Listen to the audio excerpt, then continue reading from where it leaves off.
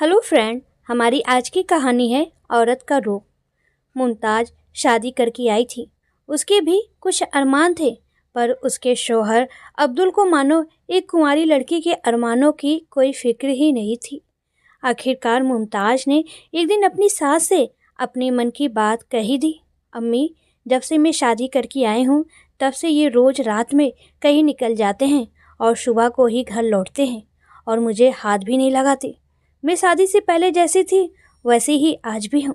अच्छा, थोड़ा मूड़ी तो है मेरा बेटा, और फिर काम धंधे का भी तनाव रहता है उस पर। ऐसे में एक बीवी की जिम्मेदारी होती है कि वह घर के साथ साथ अपने शोहर को भी संभाले। अगर शोहर उस पर किसी वजह से ध्यान नहीं दे रहा है तो अपनी अदाओं से उसे रिझाएं और शोहर की मर्जी के हिसाब से चलकर उसे खुश रखें। अब्दुल की अम्मी बातों बातों में मुमताज को रास्ता दिखा गई थी। आज शाम को जब अब्दुल घर आया तो मुमताज ने ओठों पर गहरे रंग की लिपस्टिक लगाई थी और मैरून रंग का लिबास पहना हुआ था। मुमताज को देखते ही अब्दुल को भी यह एहसास हो गया था कि आज वह कुछ अलग लग रही है। इसलिए जब अब्दुल बाथरूम से नहाकर निकला तो उसने मुमताज को अपनी बाहों में भर लिया और ओठों से अपने इश्क की छाप उसके जिस्म पर लगाने लगा। मुमताज का कुमारा जिस्म धधक उठा था और आंखें मदहोशी से मूंदने लगी। दोनों के जिस्म एक दूसरे में समाने को बेताब थे। अब्दुल ने मुमताज के ऊपरी कपड़े भी हटा दिए। शर्म से मुमताज ने अपने हाथों से कैंची बनाकर अपने गोरे उभारों को ढक लिया, पर इस कोशिश में वह नाकाम रही क्योंकि उसके हाथों को अब्दुल ने खोल दिया था और अब हुस्न का ज्वालामुखी अब्दुल के सामने था। अब्दुल ने अपने ओठ आगे बढ़ाए, पर इतने में अब्दुल का मोबाइल बज उठा। ऐसे वक्त किसी का भी फ़ोन आना अब्दुल को अखर रहा था। अरे मुमताज़, थोड़ा काम याद आ गया है, अभी निपटा कर आता हूँ। भला अपनी नई दुल्हन को इस तरह छोड़कर जाता है कोई? और फिर ये इस तरह से कहाँ चले जाते हैं? गहरी सोच में पड़ गई थी मुमताज़। अगली सुबह तकरीबन 9 बजे की बात है। जब मुमताज़ अपने कमरे से बाहर आ रही थी तो उसने बरामदे में नौकरानी शबीना और अब्दुल को एक साथ खड़े हुए देखा। वो दोनों बहुत धीमी आवाज़ में एक दूसरे से बातें कर रहे थे। उसी समय अब्दुल ने अपनी जेब से कुछ पैसे निकाले और शबरीना को दिए और शबरीना ने जल्दी से वो पैसे अपनी कुर्ती में रख लिए। मुमताज़ एक पल को ठिठक गई थी। क्या अब्दुल और शबीना के बीच कुछ चल रहा है? अरे मुमताज़, जिस नेक दिल सोहर ने अपने काम के आगे अभी तक तेरे कुंवारे जिस्म को छुआ तक नहीं है, वो भला एक नौकरानी के साथ? तू भी ना जाने क्या क्या सोच लेती है। अपने सिर को पटक कर अब्दुल की तरफ मुस्कुराते हुए बढ़ गई मुमताज़। एक दिन मेज पर कुछ कागजात सही करते करते एक पुरानी किताब नीचे गिर गई और उसमें से एक तस्वीर बाहर निकल गई। मुमताज़ की नज़र उस तस्वीर पर टिकी तो हटी ही नहीं। हटती भी कैसे? या तो उसके शौहर अब्दुल की तस्वीर है जो सिर पर सेहरा बांधे किसी और के साथ है। मतलब अब्दुल की शादी पहले भी किसी और से हो चुकी है। आंखों में आंसुओं का सैलाब लेकर मुमताज़ दौड़ी दौड़ी अपनी सास के पास पहुंची। अम्मी, या क्या? या इनके साथ कौन है? क्या अब्दुल पहले से ही शादीशुदा है? एक साथ कई सवाल मुमताज़ के जहन में घूम रहे थे। बेटी मुमताज़, हमने तुमसे यह राज जरूर छिपाया है, पर यकीन मानो हमारी मंशा कुछ भी गलत नहीं थी। अब्दुल का निकाह जिस लड़की से हुआ था वह दिमागी रूप से बीमार थी। उसके घर वालों ने अपने सिर की बला टालने के लिए हमसे झूठ बोलकर अब्दुल के साथ अपनी लड़की को बांध दिया। पर अम्मी, जो धोखा आपके साथ हुआ वही आप लोगों ने मेरे साथ दोहरा दिया। आप लोगों ने हमसे ये बात क्यों छिपाई? हमें यह बताने की ज़रूरत ही नहीं समझी। समझ गई, अब्दुल की बीता समय उस ऐसे हादसे से भरा रहा है। और क्या अब आप लोगों का इस तरह राज छुपाना मेरे और अब्दुल के बीच तलाक की वजह नहीं बन सकता है? मुमताज़ बेटी, तुम्हारा गुस्सा जायज़ है, पर ज़रा यह भी तो सोचो कि अब उस लड़की का अब्दुल की ज़िंदगी में कोई वजूद नहीं है।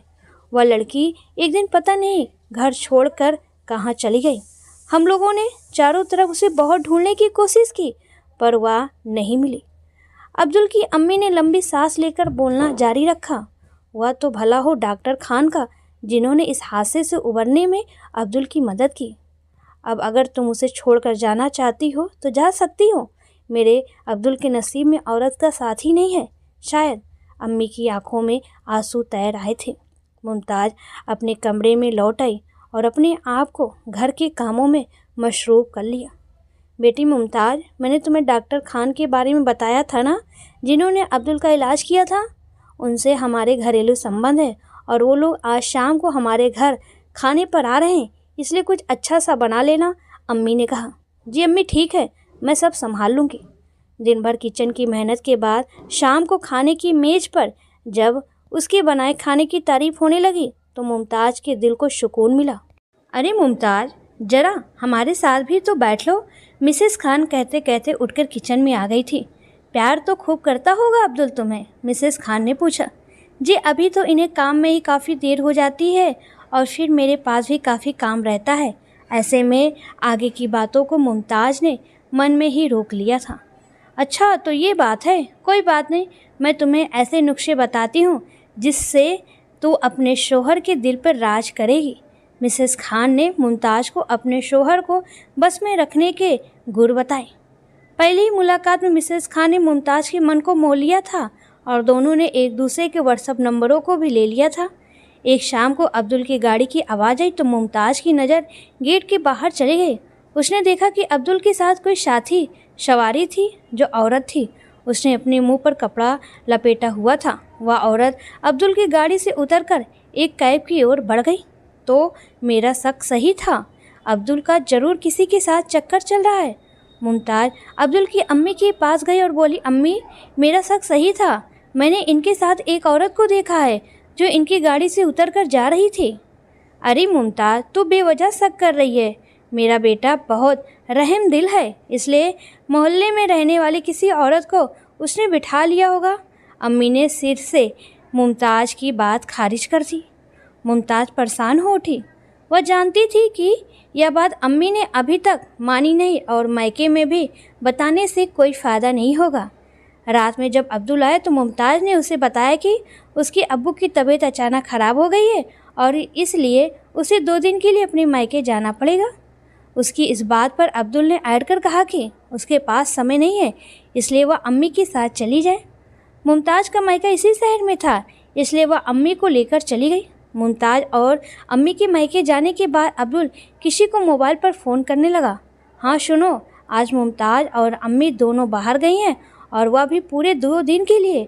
ऐसा करो, तुम अभी आ जाओ, हम दोनों खूब जमकर मस्ती करेंगे और हाँ, अपने हाथ की बनी बिरयानी ज़रूर लाना। कुछ देर बाद ही अब्दुल के घर पर कोई औरत आ गई, जिसे अब्दुल ने अपनी बाहों में भर लिया और उसके पूरे जिस्म को चूमने लगा। अरे इतनी भी क्या जल्दी है, पहले बिरयानी तो खा लो, उस औरत ने कहा। जिसकी आंखों के सामने तुम्हारी जैसी लाजवाब गोश्त वाली हूर हो, वह भला ये बिरयानी क्यों खाएगा? यह कहने के साथ ही अब्दुल ने उस औरत के कपड़ों को उतारना शुरू कर दिया और कुछ ही देर में वो दोनों एक दूसरे में समा जाने की पुरजोर कोशिश कर रहे थे। अब्दुल ने उस औरत के साथ कई बार अपनी प्यास बुझाई। तुम मुझ में ऐसा क्या दिख गया जो तुमने मुझे अपना जिस्म सौंप दिया? अब्दुल ने उस औरत से सवाल किया। मेरे शौहर दिन भर मेहनत करके आते हैं और जल्दी ही सो जाते हैं, उस औरत ने बेशर्मी से हंसते हुए कहा। अब्दुल उस औरत के इश्क में डूब उतर ही रहा था कि अचानक से दरवाजे की घंटी बजी तो अब्दुल चौंक गया। भला इस समय कौन हो सकता है? अब्दुल ने एक चादर अपने बदन पर डाली और दरवाज़ा खोला तो सामने मुमताज़ को देखकर चौंक गया।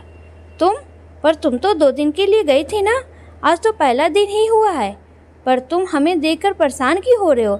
जरा अंदर तो आने दो। तभी अंदर से आवाज़ आई, अरे क्या हुआ जानू, कौन है जो हमारा मज़ा ख़राब कर रहा है? मैं बताती हूँ कि कौन है। इतना कहकर मुमताज़ अंदर चली गई। अंदर कमरे में बिस्तर पर और कोई नहीं बल्कि मिसेस खान लेटी हुई थी। मिसेस खान के ऊपर के शरीर पर एक भी कपड़ा नहीं था। मुमताज़ को सामने देखकर वो चौंक गई थी और जल्दबाजी में कपड़े पहनने लगी। तो तुम ही हो मेरे शोहर के बिजी होने की वजह? तुम्हें मेरा घर तोड़ते हुए शर्म नहीं आई? यह कहते हुए मुमताज़ ने अपना मोबाइल निकाल लिया था और मिसेस खान की वीडियो क्लिप बनाने लगी। अच्छा हुआ जो तुम सब जान गई हो। अब्दुल, तुम देख क्या रहे हो? पकड़ो इसको और मिट्टी का तेल डालकर आग लगा दो इसके बदन में। अब हमें इसका भी वही हाल करना पड़ेगा जो हमने तुम्हारी पहली बीवी का किया था। मिसेस खान की आवाज़ सुनकर चौंक गई थी मुमताज़। तो तुम क्या सोच रही हो कि मेरी पहली बीवी पागल थी? नहीं, वह तो तुमसे भी ज़्यादा खूबसूरत थी। बस उसकी गलती यही थी कि उसने हमें रंगरलिया मनाते हुए देख लिया था।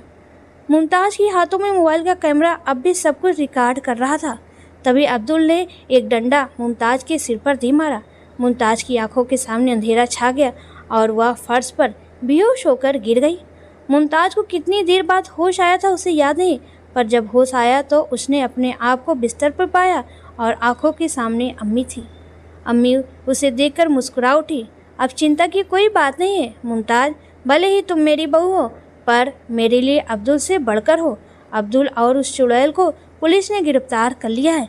पर अम्मी, वो लोग तो मुझे मारकर जलाने जा रहे थे, फिर आप यहाँ कैसे पहुँच गई? मुमताज़ ने पूछा।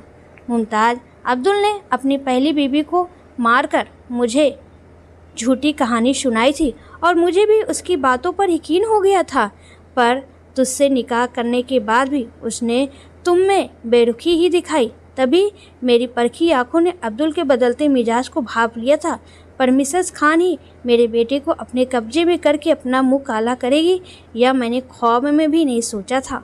पर अम्मी, मिसेस खान तो शादीशुदा है और फिर उनके शोहर शहर के एक अच्छे डॉक्टर हैं, फिर उन्होंने अब्दुल के साथ ऐसा क्यों किया? मुमताज़ ने पूछा।